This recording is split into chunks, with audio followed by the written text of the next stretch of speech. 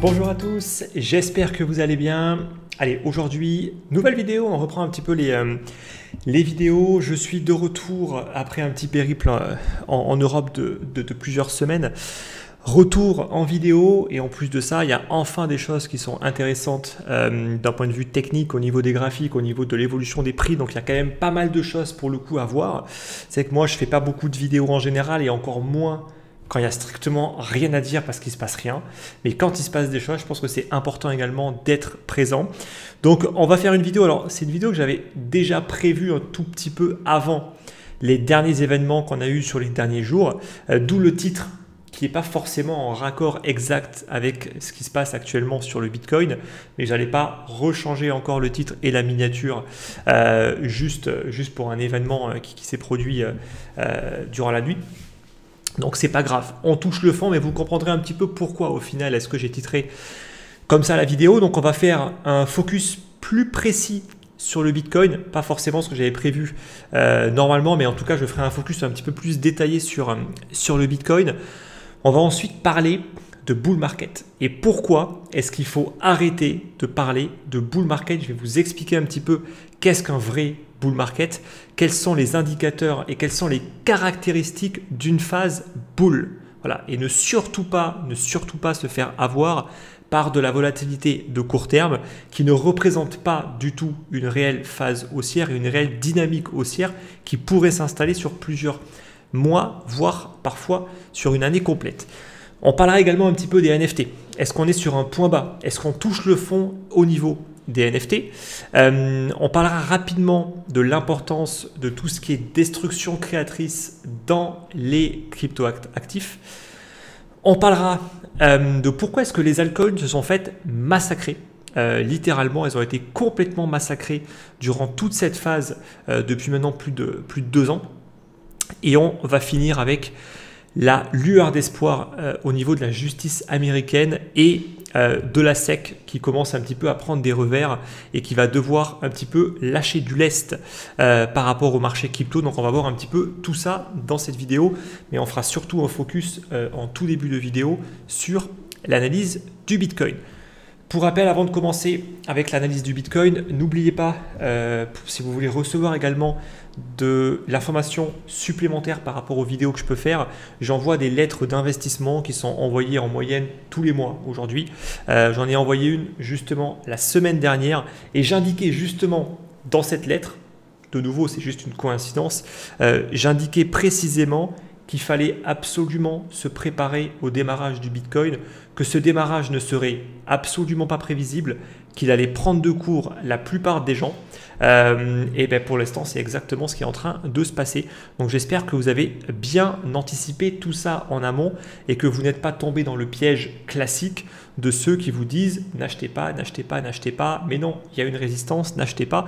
Et au final, vous achetez jamais, sauf en plein FOMO quand les prix sont déjà beaucoup trop hauts. Bref, donc si vous voulez recevoir cette lettre, c'est gratuit. Le lien, il est en description.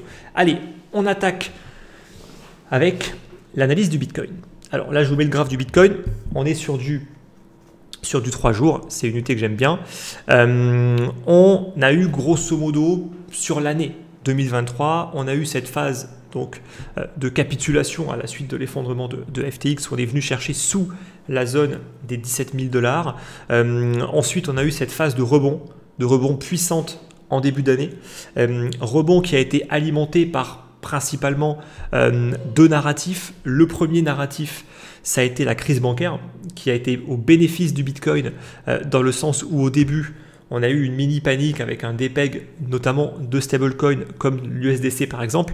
Et ensuite, tout de suite, boum, c'est reparti comme des furies pour aller taper dans la zone proche des 32 000 $. Et ensuite, grosso modo, en fait, le mouvement était fini. Le mouvement en soi était complètement terminé. Il y a eu de nouveau une petite phase haussière avec l'annonce de BlackRock sur le dépôt qui avait été soumis à la SEC pour la création d'un ETF Bitcoin, qui a reprovoqué un petit peu d'engouement, un petit peu de volatilité. On a retapé encore les 22 000 $, mais en réalité, on n'a fait que du range quasiment toute l'année. Voilà. Donc depuis mars, en fait, il ne se passe plus rien sur ce marché. D'où le fait que je sois très très peu actif, c'est parce qu'il n'y a absolument rien qui se passe. Hein. Donc, dans une phase de range, honnêtement, il n'y a rien à faire à part du trading de court terme. Moi, c'est pas mon délire. Donc, pour le coup, il n'y avait rien à faire. On a eu cette magnifique phase de compression. Si on met le graphique en weekly, là, je vous mets le graphique en weekly, on remarque également qu'on a une très très belle compression avec des bandes de Bollinger qui sont parfaitement à l'horizontale. Ça n'arrive quasiment jamais. Et même je pense qu'il faut remonter à très très loin pour avoir encore sur une UT aussi large des bandes de Bollinger qui sont aussi bien compressées parfaitement à l'horizontale, ce qui prouve qu'on a eu vraiment une très très belle phase de consolidation. Comme à chaque fois qu'on a une phase de consolidation, on a une expansion. Voilà. Et aujourd'hui, l'expansion, pour l'instant en tout cas, le signal, je pense qu'il est plus que clair, il est à la hausse avec une cassure des 32 000 $. Ça a été alimenté bien évidemment par un gros short squeeze, ce qui est normal. Ça, je l'ai expliqué justement dans la dernière lettre d'investissement que j'ai envoyée. Je ne vais pas tout réexpliquer ici, pour le coup, je vous invite à vous y inscrire. Mais grosso modo, ce que j'ai expliqué brièvement, c'est que en fonction des phases de marché, il y a des acteurs qui sont plus gagnants que d'autres et qui vont être plus en confiance que d'autres. Dans des phases, comme dans des phases de range, ceux qui vont être les plus en confiance, ce sont les traders. Ceux qui font du trading de court terme. Ils vont acheter systématiquement les supports, vendre toutes les résistances et ça leur réussit plutôt bien dans des phases comme ça. Sauf que qu'est-ce qui se passe? C'est qu'eux, ils vont continuer à faire ça. Ils vont continuer à vous dire « mais non, mais on est dans une phase de range. Moi, je n'ai pas envie de miser sur la fin de ce range. Je vais continuer sur le fait que le range va perdurer. » Et d'une certaine manière, ils ont plus ou moins raison. Parce que s'ils ont raison depuis un an, pourquoi est-ce qu'ils iraient changer d'avis? Il faut persister jusqu'à avoir une vraie invalidation. C'est exactement ce qui se passe. Sauf que, bien évidemment, eux, ils ont shorté comme des porcs entre, grosso modo, les 29. Même depuis les 28, à mon avis, ça a dû commencer à shorter de manière assez conséquente le marché, avec un stop plutôt évident dans la zone des 32 000 $. Et forcément, quand le marché vient les sortir, ça fait un gros squeeze. Ils sont obligés de se racheter et on a des grosses impulsions. C'est totalement normal et c'est pour ça qu'à chaque fois, les zones comme ça, qui ont l'apparence d'être des énormes résistances qui vont être extrêmement difficiles d'être franchies, on arrive à les casser en un rien de temps. Alors bien sûr, hein, je rappelle que ça fait quand même 2 fois qu'on a testé cette résistance, qu'à chaque fois, il y a eu des rejets. Là, bien évidemment, on vient de beaucoup plus loin. On vient des 28, mais tout de suite, boum, on vient tout exploser. Pourquoi? Parce qu'il y avait une très très grande quantité de personnes. Il y a des indicateurs justement que je partage dans mon groupe privé qui permettent de voir justement le positionnement des traders et notamment des top traders sur les plateformes de futurs notamment. Ce qui est hyper intéressant, c'est regarder qu'est-ce que les top traders, donc les traders les plus rentables, est-ce qu'ils sont positionnés plus à l'achat ou à la vente? Et ça vous donne des indications qui sont extrêmement intéressantes. Voilà, donc vraiment, ça c'est important de bien le comprendre. On a fait cette cassure de la zone des 32 000 $. Donc aujourd'hui, on a été cassé ce niveau clé, ce niveau pivot. Bien sûr, ça mérite toujours confirmation, comme à chaque fois.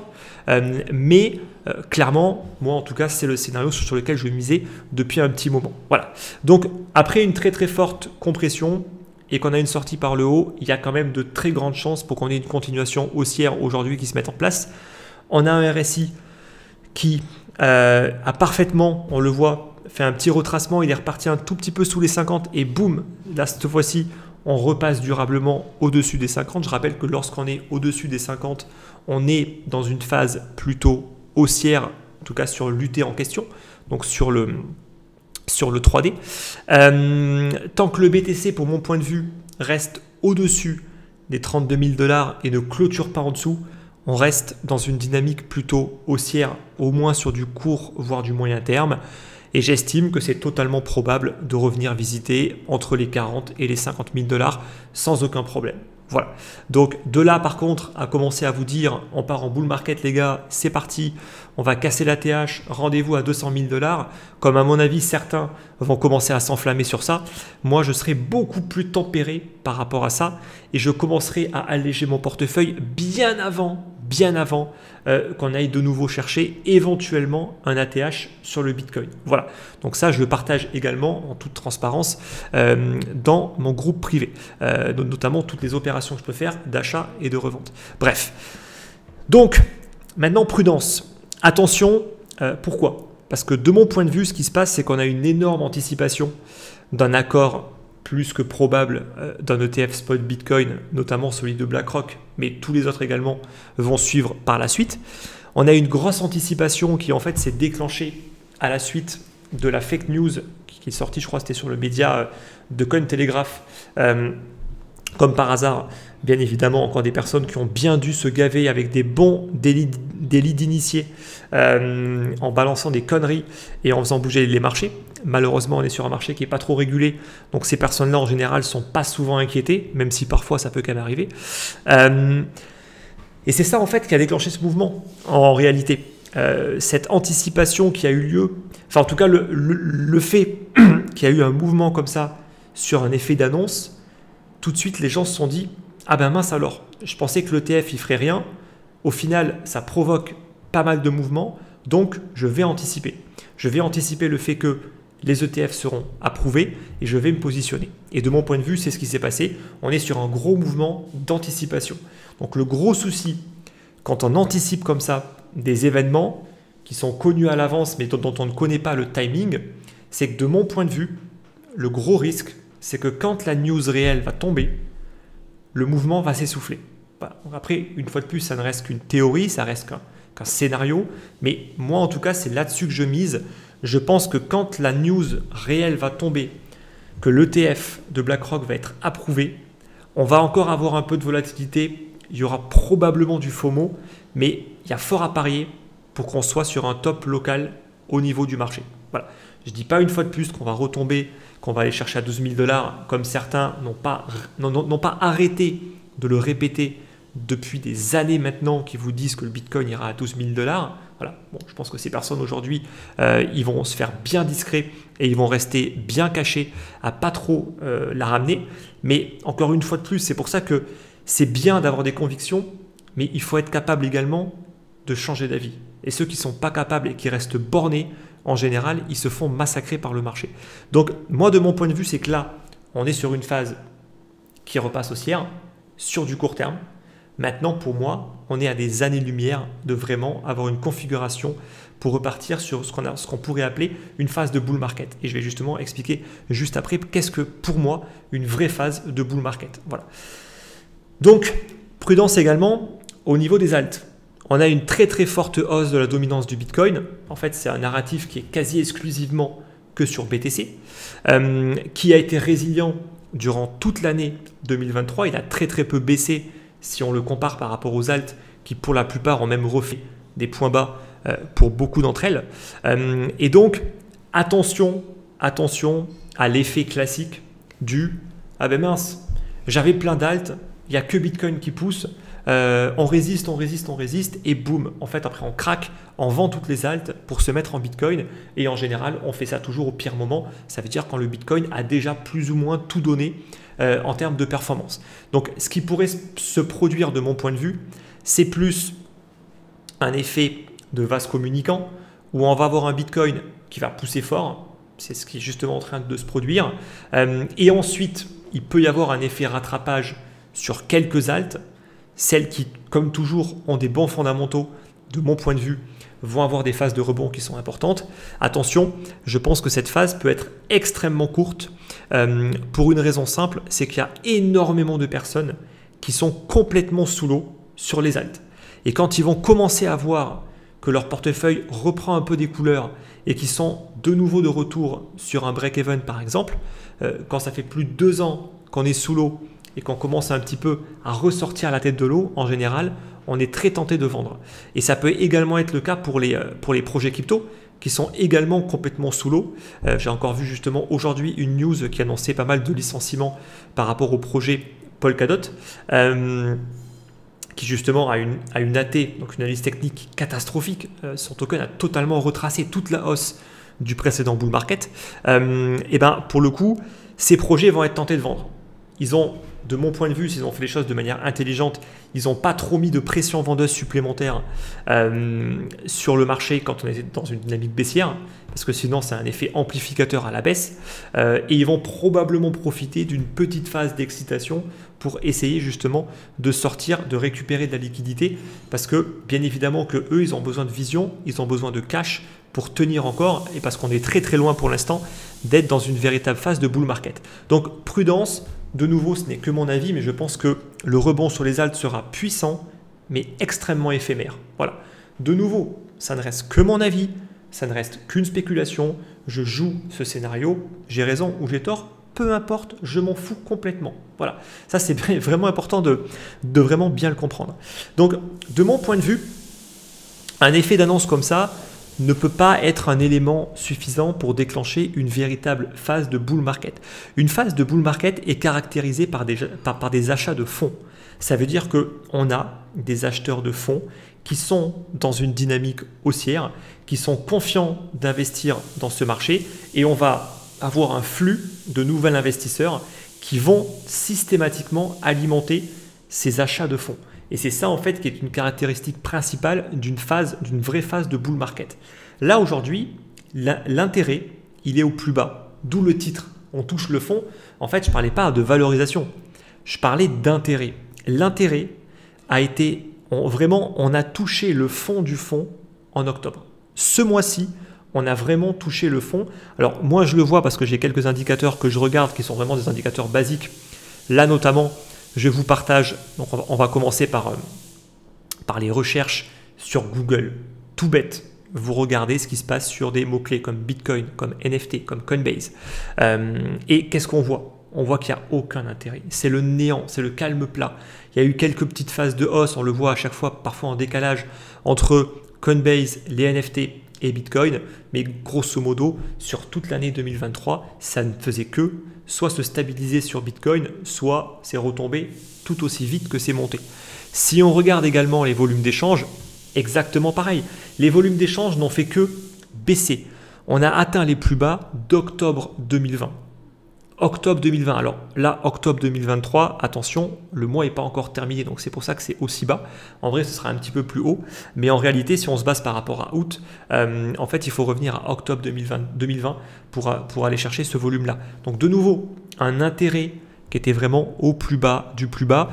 Troisième indicateur qui est également intéressant de regarder, c'est l'activité on-chain, notamment sur les adresses actives, le nombre d'adresses actives. Et là, on voit quoi ? On voit qu'il n'y a aucune activité. On est juste sur du range, une stabilisation.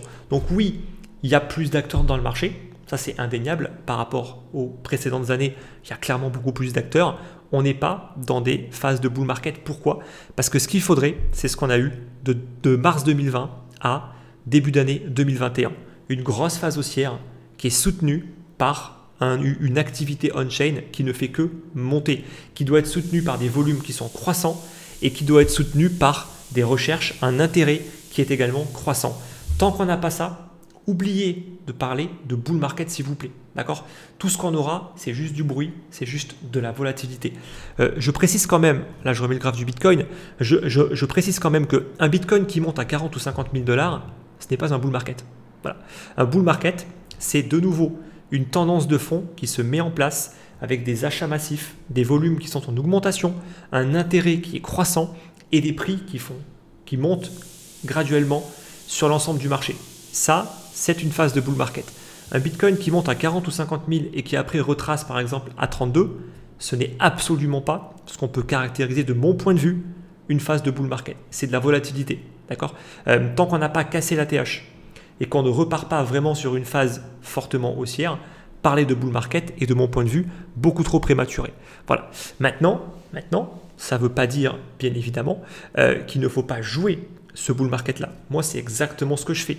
Voilà, avec ma stratégie, les membres de Club Invest, donc ceux qui sont dans mon groupe privé, nous, on a toujours conservé une exposition au marché depuis des mois et des mois à 50% au minimum. Pourquoi ? Parce que de mon point de vue, le point bas avait été touché et qu'on était sur des niveaux de valorisation qui sont très très bons pour conserver une bonne exposition au marché. Premier point. Deuxième point, le but pour moi était de m'exposer le plus possible avant la cassure des 32 000 $. Donc qu'est-ce que j'ai fait ? J'ai fait une entrée qui était plutôt agressive il y a quelques jours dans la zone des 29 000 pour monter à une exposition à hauteur de 75%. C'est une exposition qui a un petit mix entre du Bitcoin et Ethereum et quelques altcoins, mais je ne détaillerai pas tout cela. Tout est expliqué, encore une fois, dans les choses que je propose aux personnes qui sont sur Club Invest.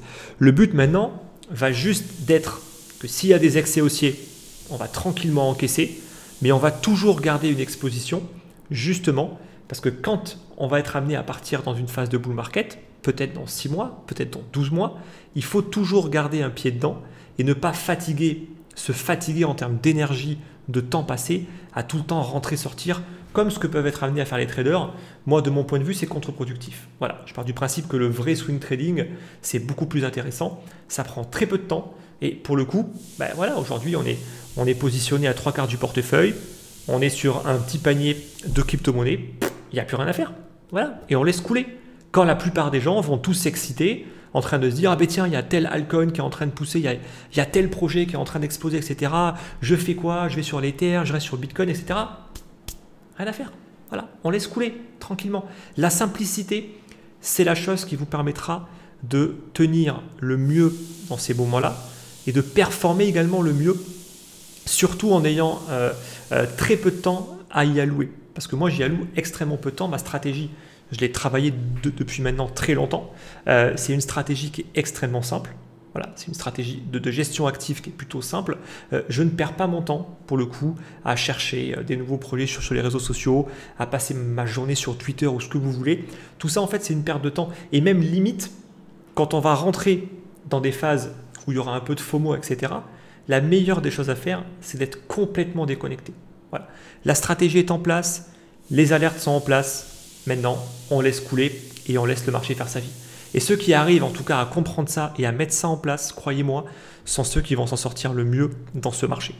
Donc la chose ensuite la plus importante, c'est de nouveau la vente. Encore une fois de plus, je sais qu'il y en a beaucoup qui sont adeptes du buy and hold. Le gros problème du buy and hold, c'est qu'il n'y a que le mot buy et hold dedans. Il n'y a pas le mot vente. Voilà. Et pourtant, sur un marché qui est aussi volatile, de mon point de vue, c'est obligatoire d'apprendre à vendre. Parce que si vous n'apprenez pas à vendre, vous serez incapable de le faire plus tard, même quand il y aura des grosses phases haussières. Donc la vente est importante. De mon point de vue, c'est extrêmement simple. Je vais vous expliquer mon scénario. Si jamais il y a une vraie phase d'accélération, de gros FOMO, quand l'annonce de BlackRock va tomber, pour le coup, pour moi, ce sera un signal de vente. Quand tous les noobs et tous les débutants vont se jeter sur le marché, pour le coup, ce sera le signal de vente. Important de bien prendre ça en compte. Un autre signal de vente, ce sera également peut-être carrément le listing de l'ETF, où il y aura peut-être 1 ou 2 journées de cotation avec beaucoup de volume, et ensuite, boum, ça peut également retomber. Donc prudence. Et également des niveaux excessifs. Voilà, si le Bitcoin vient rapidement dans la zone des 48, 54, 60 000 $, vendez. Apprenez à alléger. De nouveau, je ne parle pas de vendre tout votre portefeuille. Je parle de commencer à vendre graduellement, petit à petit, parce qu'il y aura des phases de retracement. Encore une fois, dans ces moments-là, je sais exactement ce qui va se passer. Les gens vont dire oui, mais cette fois-ci, ça va être différent. Oui, mais il y a l'ETF de BlackRock. Oui, mais ça va monter en ligne droite, etc., etc. Non, en fait, dans la réalité, il y a toujours des retracements. Il y a toujours des moments où c'est justement beaucoup plus intéressant de rentrer et certainement pas quand c'est en train de monter en ligne droite. Encore faut-il avoir bien fait les choses en amont et d'être correctement rentré sur le marché, bien évidemment. Combien de fois j'ai vu des personnes en train de nous dire en mode je suis serein, tant que Bitcoin ne casse pas les 32, moi pour l'instant je ne m'expose pas au marché. Manque de bol, on passe de 30 à 35 en quelques heures. Donc la personne fait quoi? Après il vous dit oui mais non c'est un peu trop monté pour l'instant, il faut attendre. Voilà, il faut attendre des retracements. Et quand le Bitcoin sera à 50 000 $, et ben en fait cette personne aura complètement raté tout le mouvement. Et là il va vous dire bon mais peut-être que je vais rentrer. Voilà. Bon bref. C'est des trucs classiques que je vois systématiquement et c'est l'une des raisons pour laquelle en fait les marchés ils changent mais pas forcément beaucoup, c'est parce que les comportements humains ne changent pas. Voilà. Systématiquement, on retrouve toujours les mêmes choses. Voilà. Donc maintenant le conseil que je peux vous donner, c'est que une fois que le travail a été fait de positionnement, une fois que vos niveaux de vente sont prêts, que votre stratégie est prête, vous vous déconnectez. Voilà. Vous vous déconnectez et vous fuyez les réseaux sociaux, vous fuyez Twitter où tous les mecs vont être là à partager leur PNL, jamais en dollars, hein, toujours en pourcentage, jamais en dollars. Et ils passent leur temps à faire ça. Tout cela, c'est juste extrêmement néfaste. Ça ne sert à rien, ça ne vous servira à rien et ça vous sera juste néfaste dans le sens où ce sera du bruit qui va juste vous inciter à systématiquement être investi et ne surtout pas vendre. Voilà. Donc moi, Je vous le dis clairement, j'ai ma stratégie de vente et elle est assumée. Voilà. Donc, voilà un petit peu en tout cas par rapport à ça. Les NFT, est-ce qu'on est enfin sur un point bas au niveau des NFT également? Donc, bon, maintenant c'est un peu plus, maintenant que le marché a commencé un petit peu à s'exciter, c'est un peu facile, vous me direz, de dire ça, c'est vrai, mais c'était pas forcément ce que j'avais prévu. Enfin, c'était une vidéo que j'avais prévue déjà depuis plusieurs jours. Là, je vous mets justement donc une capture où on voit un petit peu. On voit un petit peu donc l'évolution des deux principales collections qui sont les CryptoPunk et les Bored Ape Yacht Club. Donc c'est intéressant quand même de voir qu'il y a une certaine résilience, notamment au niveau des CryptoPunk, ce qui n'est pas surprenant, vu que c'est une collection parmi les premières collections de NFT. Il y a vraiment un aspect historique dans cette collection-là. Non pas qu'il y a un art qui soit particulièrement exceptionnel sur du pixel art, mais en l'occurrence, je pense que dans l'univers, dans l'écosystème des personnes qui sont dans les crypto-monnaies depuis longtemps, cette collection-là, elle a une certaine valeur, peut-être une valeur émotionnelle. C'était l'un des premiers NFT avant même qu'on parle de NFT sur les réseaux sociaux, sur Instagram et toutes ces conneries. En fait, ça existait déjà. Donc, de mon point de vue, c'est peut-être pour ça que cette collection aujourd'hui, elle a réussi à conserver une certaine valorisation. Je dis bien une certaine. Elle s'est quand même vendue à plus de 500 000 $ à un moment. On est retombé à 100 000. Ça fait quand même une belle chute pour ceux qui l'ont acheté à ce prix-là. Mais si on regarde en rétrospective par rapport à d'autres collections, comme la collection aux têtes de singe, bon, ben pour le coup, on voit qu'il y a beaucoup moins de résilience, c'est beaucoup plus volatile. Il y a eu des phases beaucoup plus haussières. Et en fait, c'est retombé vraiment. Vous voyez que la retombée, elle est limite encore plus forte que la montée. Et ensuite, ça n'a fait que baisser, baisser, baisser, baisser, baisser. Aujourd'hui, on est sur une collection qui s'échange dans les 25 Ethers. Ça fait 40 000 $, grosso modo. Donc, oui, de mon point de vue, on est sur des niveaux planchers. Maintenant, attention, dire qu'on est sur un niveau qui commence à ressembler à un point bas, ça ne veut pas dire que ça va repartir. Parce que les NFT, moi, je suis toujours resté extrêmement loin de tout ce qui touche aux NFT pour une raison simple, c'est que je n'arrive pas à comprendre comment est-ce qu'on peut donner de telles valorisations à des actifs comme ça. C'est aussi simple que ça. Moi, je suis très terre à terre en investissement. S'il y a quelque chose que je n'arrive pas à comprendre en termes de valorisation, je ne rentre pas là-dedans. Je ne comprends pas aujourd'hui comment on peut acheter une tête de singe à 40 000 balles sur un NFT. Voilà, je ne comprends pas. Donc certains vont avoir une vision différente de la mienne, c'est très bien, mais moi, j'investis là où j'arrive à comprendre pourquoi est-ce qu'on a une valorisation comme ça. Pourquoi est-ce qu'il y a au moins un peu de spéculation là-dessus? Sur le Bitcoin, je comprends parfaitement. Sur l'Ether, je comprends parfaitement les tenants et les aboutissants du pourquoi est-ce qu'on est en train de spéculer sur de l'Ether. Pourquoi est-ce que l'Ether a une certaine valeur? Tout cela, je le comprends. Sur les NFT, je ne le comprends pas. Voilà. Donc, j'y touche pas. Et je m'en fous complètement. Voilà. Et je ne suis pas là en train de me dire je passe à côté d'un truc, etc., etc. Je m'en fous complètement. Voilà. Donc, encore une fois, de mon point de vue, en regardant juste le comportement des prix, je pense qu'on est sur un prix plancher. Mais de nouveau, moi, je ne rentrerai pas là-dedans parce que ça ne m'intéresse pas. Voilà. Je pense que les NFT, c'est une technologie qui a du potentiel. Je pense que par rapport à ça, il n'y a vraiment aucun doute. Maintenant, est-ce qu'il y a du potentiel en termes de spéculation sur des NFT qui représentent des têtes de singe ou du pixel art, tout ce que vous voulez? Moi, j'y crois pas trop. En tout cas, c'est pas mon délire. Voilà. Donc, j'y mettrai pas un centime.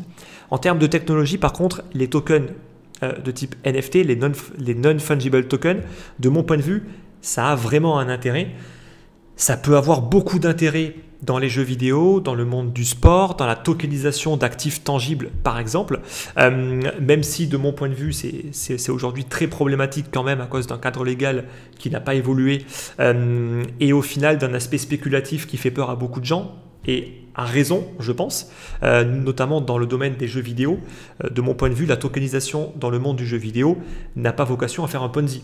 Comme STEPN par exemple. STEPN, c'est un Ponzi. Ça veut dire qu'on crée une application qui sert strictement à rien. Voilà, on invente un concept, le move to earn. On marche et on gagne de l'argent. Super. Donc là, en termes de gaming, je suis désolé, il n'y a aucun intérêt. Le seul intérêt, c'est juste de gagner de l'argent. Super. Donc si on pense que ça, c'est un modèle économique qui est viable, eh bien, au final, on n'a rien compris. Parce que c'est juste un Ponzi. C'est tant qu'il y a un afflux de personnes qui va acheter leurs tokens et qui vont garder leurs chaussures, ça va faire que monter. Mais dès l'instant où la dynamique va se retourner, boum, c'est l'effondrement. Et c'est pour ça que leurs 2 tokens, ACPN, se sont effondrés. En plus de ça, ils avaient 2 tokens parce qu'ils avaient quand même plutôt bien prévu le coup, vu que leur premier token a pas duré très longtemps. Bref, donc toute cette partie de forte spéculation, en fait, ça fait peur à beaucoup de gens. Ça fait peur à beaucoup d'industries qui ne veulent pas un jeu vidéo où les gens viennent pour spéculer. Et ils ont raison. Un jeu vidéo, on vient pour jouer, on vient pour se distraire, on ne vient pas pour gagner de l'argent en premier lieu. D'accord? Donc ça, je pense que c'est important. Et c'est pour ça que cette technologie doit être correctement utilisée. S'il y a tout de suite trop de spéculation, de mon point de vue, ce sera plus néfaste que intéressant. Voilà. On l'a vu au final sur des jeux comme Sandbox, ou Axie Infinity ou ce que vous voulez. Je suis désolé, mais le jeu en tant que tel, personne n'y jouerait. Aujourd'hui, personne irait s'embêter à jouer sur ce type de jeu, de métavers ou ce que vous voulez. La seule raison pour laquelle les gens y vont, c'est pour spéculer. Est-ce que vous pensez que ça, c'est une raison saine et louable de faire des jeux vidéo? Je ne pense pas. Et c'est pour ça qu'il y a autant aujourd'hui de personnes dans le monde du gaming qui sont contre tout ça. C'est parce qu'il y a trop de spéculation. Et la spéculation, parfois, c'est très mauvais. Voilà. Donc, pour moi, il y a vraiment un intérêt technologique. Mais pour investir là-dessus, de mon point de vue, il faut investir dans les projets et non pas directement dans les tokens. Voilà. En tout cas, pas dans les NFT, plutôt. Après, de nouveau, ça ne reste que mon point de vue et chacun fait ce qu'il veut. Si vous avez une stratégie, si vous faites de l'arbitrage, que vous voulez sur les NFT et que ça fonctionne, c'est très bien pour vous. Voilà. Ensuite, je voulais juste qu'on parle rapidement de la notion de destruction créatrice qui ne vient pas absolument de moi, ça existe depuis très longtemps dans la finance et dans l'économie. Mais en gros, c'est le principe quand même de bien comprendre une chose, c'est que quand on est sur un secteur novateur, il y a énormément de destruction et également énormément de création. Donc tous ceux qui n'arrêtent pas d'être obsédés par tel ou tel projet et qui sont toujours derrière ces mêmes projets-là, ce que vous devez prendre en compte, c'est que dans la plupart des cas, ces projets vont disparaître. Aujourd'hui, il est important de comprendre quels sont les narratifs et les réelles innovations technologiques qui peuvent faire progresser la blockchain et notamment les blockchains de niveau 1 comme la blockchain Ethereum.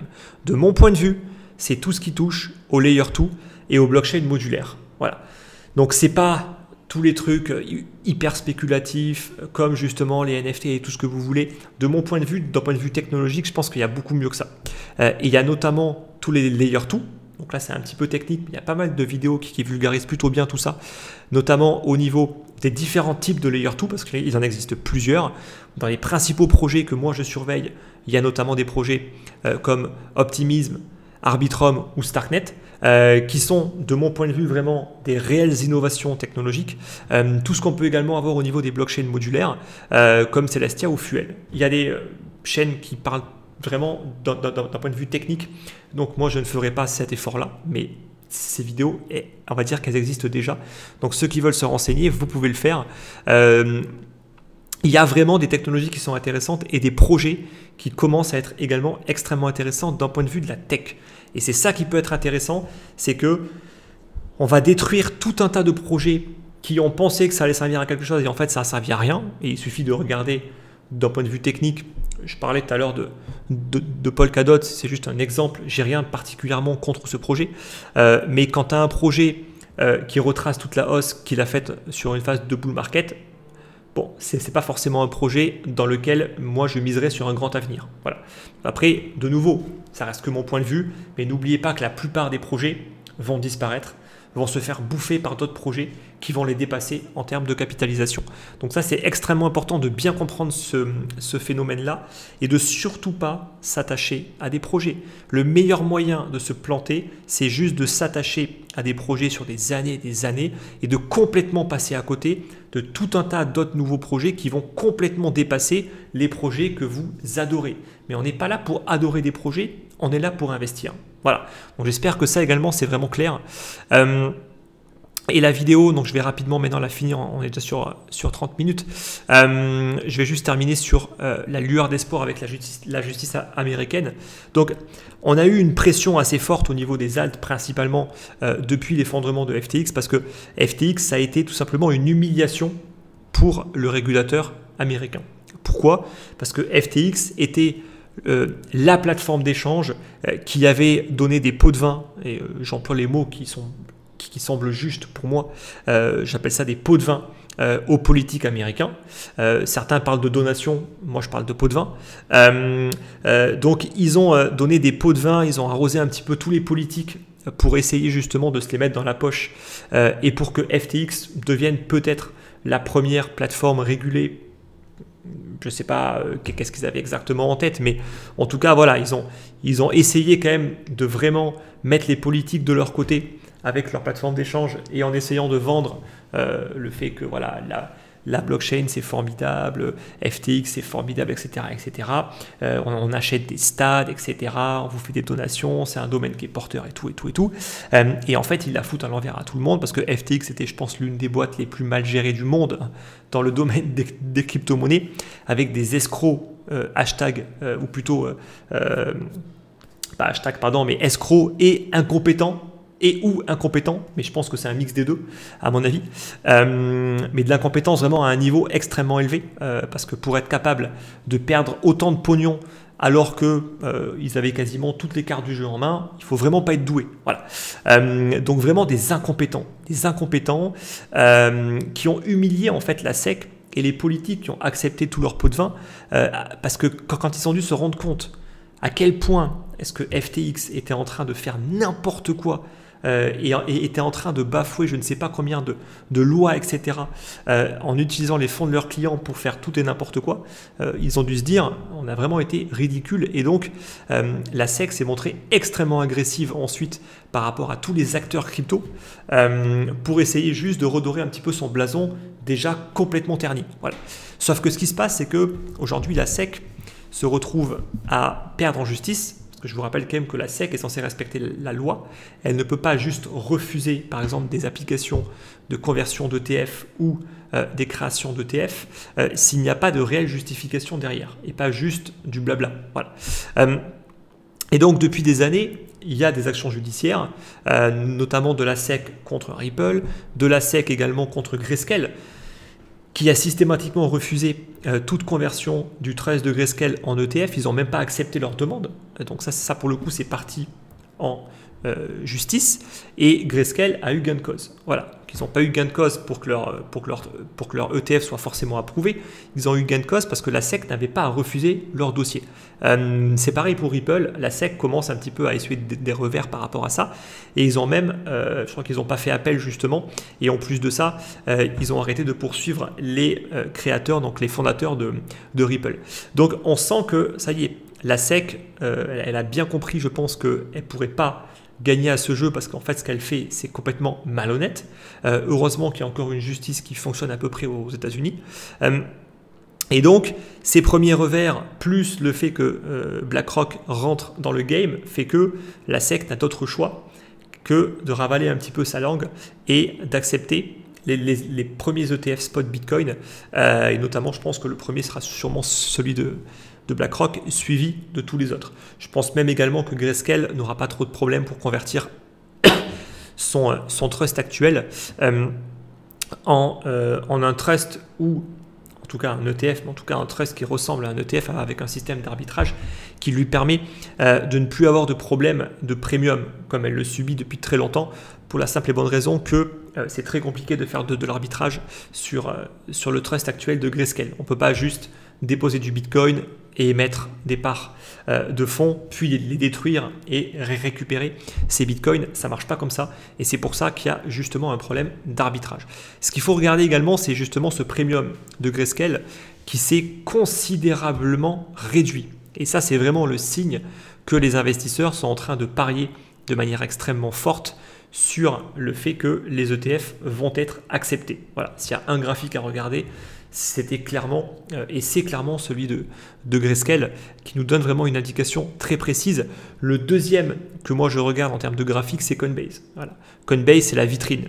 C'est le broker américain qui est coté en bourse, qui est numéro 1 dans la crypto. Ce n'est pas numéro 1 en termes de volume ni rien, mais en tout cas, c'est une institution aujourd'hui qui est utilisée par les géants comme BlackRock et compagnie pour toute la partie conservation et achat et vente de crypto-monnaies. Donc, c'est une entreprise qu'il faut absolument surveiller. Et quand on aura également des signaux acheteurs sur Coinbase de nouveau avec une cassure par le haut de la zone de compression actuelle, de nouveau ce sera encore des signaux extrêmement positifs. Moi je rappelle que voilà, j'ai du Coinbase depuis un petit moment maintenant, vu que j'ai profité d'une belle opportunité sur le bas du range. Je rappelle encore une fois, c'est des choses que je partage systématiquement dans mon groupe privé avec Club Invest. Voilà.